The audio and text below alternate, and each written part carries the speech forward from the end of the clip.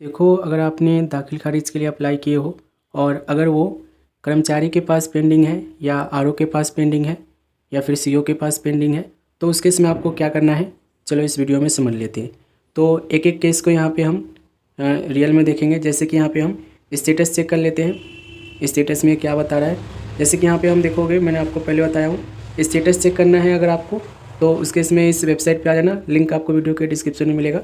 यहाँ से हम अपना ज़िला सेलेक्ट कर लेंगे, जो भी हमारा ज़िला है, और उसके बाद यहाँ पे अपना अंचल सेलेक्ट कर लेंगे। और यहाँ पे आप देखोगे ये वित्तीय वर्ष, यहाँ पे आप लोग का जिस वर्ष में आपने दाखिल खारिज के लिए अप्लाई किए थे वो वित्तीय वर्ष यहाँ से सिलेक्ट कर लोगे और प्रोसीड पे क्लिक करोगे। प्रोसीड पे क्लिक करने के बाद थोड़ा सा स्क्रॉल डाउन करना है। यहाँ पे आप लोग को डीड नंबर से देख सकते हो, मौजा नंबर से देख सकते हो और प्लॉट नंबर से भी खोज सकते हो। केस नंबर से हम यहाँ पे खोजेंगे, ठीक है। केस नंबर से आप लोग को खोजना है। केस नंबर आप लोग के रिसिप्ट पे मिल जाएगा, जो आप लोगों ने दाखिल खारिज किया था उसके रिसिप्ट पे आप लोग देख लेना, केस नंबर आपको मिल जाएगा। जैसे कि यहाँ पे हम अपना केस नंबर डाल देते हैं और केस नंबर डालने के बाद आपको सिंपली क्या करना है, जैसे कि केस नंबर हमने डाल दिया है। ये केस नंबर डालने के बाद आपको सिंपली क्या करना है, ये कैप्चा जो है ना, ये कैप्चा जो आपको मिल रहा है सुरक्षा कोड के नाम से, इसको प्लस करके आपको सर्च पर क्लिक करना है। सारी चीज़ें सही होगी तो यहाँ पर आप लोग को ये दिखा देगा कि आप लोग का स्टेटस क्या है। अब देखो, जैसे कि यहाँ पे स्टेटस क्या दिखा रहा है, स्टेटस पेंडिंग एट कर्मचारी, यानी कि कर्मचारी के पास हमारा स्टेटस अभी पड़ा हुआ है। जो हमने अप्लाई किया है दाखिल खारिज के लिए वो हमारे कर्मचारी के पास पड़ा हुआ है। व्यू पे आप क्लिक करोगे तो रियल में आप लोग के एप्लीकेशन के साथ क्या क्या हुआ है वो आप यहाँ पे देख सकते हो। जैसे कि हमने अप्लाई किया था 26 तारीख को, 26 जुलाई को। 5 अगस्त को फर्स्ट हियरिंग हुई है सीओ के पास। फिर 5 अगस्त को सीओ ने क्या किया है, कर्मचारी के पास भेज दिया है। 3 जनवरी को जो है यहाँ पे कर्मचारी ने क्या किया है कि जो हमारा फॉर्म है दोबारा से सीओ के पास दिया है। फिर सीओ ने एडिट करके दोबारा से कर्मचारी के पास भेज दिया है, ठीक है। ये हमारा जो है अभी एप्लीकेशन का स्टेटस दिखा रहा है। इस तरीके से आप लोग को भी शो कर रहा होगा और आप देख सकते हो कि अभी जो है किसके पास अभी तक पेंडिंग पड़ा हुआ है, ठीक है। जैसे कि यहाँ पे देखोगे हमारा कर्मचारी के पास जो है पेंडिंग पड़ा हुआ है। देखो 90% केस में यही होता है, 90% आप निकालोगे तो दाखिल खारिज में यही देखा जाता है कि नॉर्मली जो आप लोग के कर्मचारी है वही आप लोग को सबसे ज़्यादा दिक्कत करते हैं दाखिल खारिज के अप्रूवल में, ठीक है। सबसे ज़्यादा दिक्कत जो आती है 70-80% मान के चलो, दिक्कत जो आती है कर्मचारी के पास ही आती है। जब तक कर्मचारी वेरीफाई नहीं कर लेगा, जब तक कर्मचारी आपके ज़मीन को देख नहीं लेगा, नाप नहीं लेगा, जगह देख नहीं लेगा कि कहाँ पे ज़मीन है, वो वेरीफाई नहीं कर देगा, तब तक आप लोग को दाखिल खारिज का जो अप्रूवल है वो मिलना बहुत मुश्किल है, ना के बराबर है। एक तरीके से आप ये समझो। सीओ का क्या है, आरओ का क्या है, वो तो मतलब सीट पे बैठे रहते हैं, सारी चीज़ें सही मिली तो ओके करके भेज देते हैं। लेकिन कर्मचारी वाला जो केस है ना वो थोड़ा सा अलग है। कर्मचारी को आपको क्या करना पड़ता है कि जो आपके कर्मचारी होते हैं वो आपके जहाँ भी ज़मीन है वहाँ पे वो जाते हैं, ठीक है।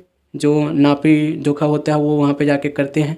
और इसके लिए आप लोग को मैंने कई बार बोला हूँ, 2-3 वीडियो भी बनाया हूँ कि आप लोग को अपने कर्मचारी से मिलना पड़ेगा, सारे डॉक्यूमेंट देने पड़ेंगे, उनसे एक अपॉइंटमेंट लेनी पड़ेगी और उनसे बोलना पड़ेगा कि हुजूर चलिए और यहाँ पे ज़मीन है चेक करिए और जो आप लोग आपके पास जो पेंडिंग पड़ा हुआ है उसे वेरीफाई करके आगे बढ़ाइए, ठीक है। और इन सब के लिए मैंने देखो कई बार बोला हूँ, क्लियरली बोल रहा हूँ, अभी भी बोल रहा हूँ, बिना पैसे लिए वो काम आपका करेंगे नहीं, ठीक है। मैंने आपको पहले बहुत बता दिया हूँ, कई बार बताया हूँ, मैं पर्सनली ये सब चीज़ें फील करता हूँ और पर्सनली ये सब चीज़ें मैंने देखा भी है, फेस भी किया है, ठीक है। तो मैं आपको कह रहा हूँ कि आप लोग कर्मचारी से मिलो अगर कर्मचारी के पास पेंडिंग पड़ा हुआ है तो, ठीक है। मेनली आप लोग के ज़्यादातर जो एप्लीकेशन है दाखिल खारिज के वो कर्मचारी के पास ही पेंडिंग पड़ा होगा, ठीक है। क्योंकि मेन काम उन्हीं का है, ज़मीन का देखना, ज़मीन कहाँ पे है, ज़मीन जो डिटेल भरी गई है दाखिल खारिज में वो है कि नहीं है, किसके नाम पे है, कितना है, क्या रकम है, कैसी मतलब ज़मीन की टाइप है, ये सारी चीज़ें वही सब चीज़ें चेक करते हैं। और इसके लिए वो बहुत ज़्यादा नखरे करेंगे, ठीक है, पैसे मांगेंगे और आप लोग को सेटलमेंट करने को कहेंगे। तो कर्मचारी के पास मेनली देखो आप लोग को विजिट करना होगा, ठीक है। कैसे पता करोगे, अगर आपको पता नहीं है कि कर्मचारी कहाँ पे है तो उस केस में अपने ब्लॉक विजिट कर लेना। ब्लॉक में चले जाना, उनसे पूछना कि मैं इस गांव से आया हूँ, इस गांव का कर्मचारी कौन है, ठीक है। अपने गांव का नाम बता देना, ब्लॉक में किसी को भी बता देना जो भी आपको मिले, जो अथॉराइज पर्सन हो, जो अधिकारी हो वहाँ का, उनसे बोलना कि मैं इस गाँव से आया हूँ, इस गाँव के कर्मचारी कौन है, ठीक है। नॉर्मली वहाँ पर एक लिस्ट लगी होती है, लिस्ट में आपका नाम भी, आपके गाँव का नाम, आपके गांव के कर्मचारी का नाम, मोबाइल नंबर, ये सब दिया जाता है, उनसे कांटेक्ट कर सकते हो। और नॉर्मली आप लोग को जो है कर्मचारी आपके गांव के किसी स्पेशल एरिया में जो होता है ना, जैसे कि बाज़ार हो गया, ऐसी जगह पे वो बैठते हैं। ठीक है, पहले तो लगान वगैरह जो है ऑफलाइन ही करता था, अब शायद जो है मतलब नहीं बैठते होंगे, वो अलग बात है। ठीक है, लेकिन रजिस्टर वगैरह उन्हीं के पास होती है सारी।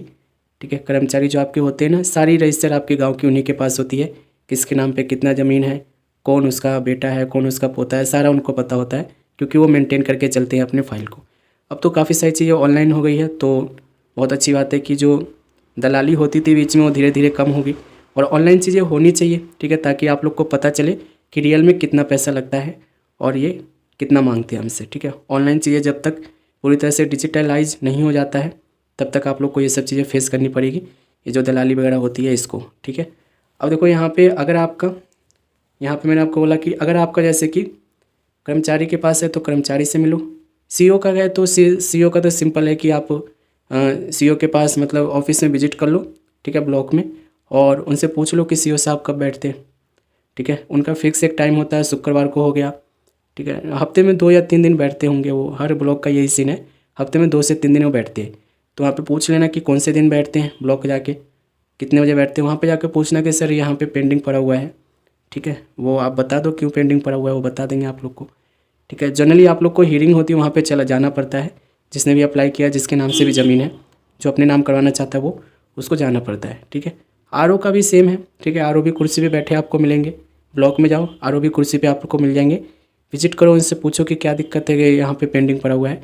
नॉर्मली देखो मैंने यही देखा है कि कर्मचारी का अगर आपको अप्रूवल मिल जाता है तो उस केस में सीईओ की छोटी मोटी दिक्कत होती है, अगर चीज़ें सही नहीं लगती है उसको, चीज़ें सही नहीं होती है। ठीक है, तो उसके बाद हो सकता है कि ऑब्जेक्शन लगा दे या पेंडिंग रखें। आरओ का भी सेम है। ठीक है, बाकी 90% केसेस में मैंने यही देखा है कि आप लोग को अप्रूवल मिल जाता है जब आप लोग का कर्मचारी आपका फाइल बढ़ा देता है आगे, तो आपको अप्रूवल मिलने में कोई दिक्कत नहीं होती है। तो होपफुली आप लोग सारी चीज़ें समझ गए होंगे, बाकी मिलेंगे अगले वीडियो में।